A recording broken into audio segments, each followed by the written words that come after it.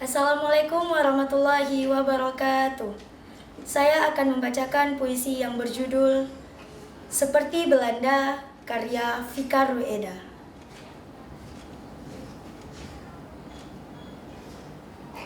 Seperti Belanda,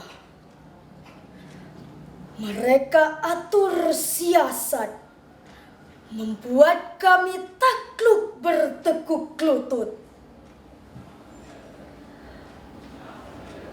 Seperti Belanda, mereka rebut hati kami dengan cahaya janji sambil mengutip kitab suci. Seperti Belanda,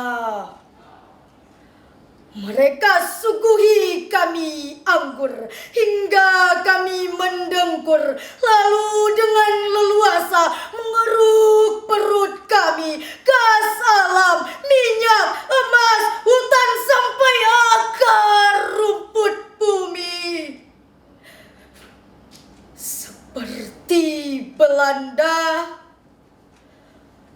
mereka pun menghunus sangkur dengan senapan siap tempur. Rumah-rumah digempur, masjid menasah dibuat hancur.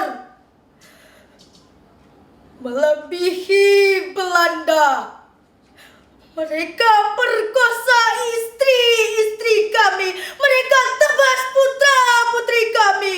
Mereka bunuh harapan dan cita-cita kami.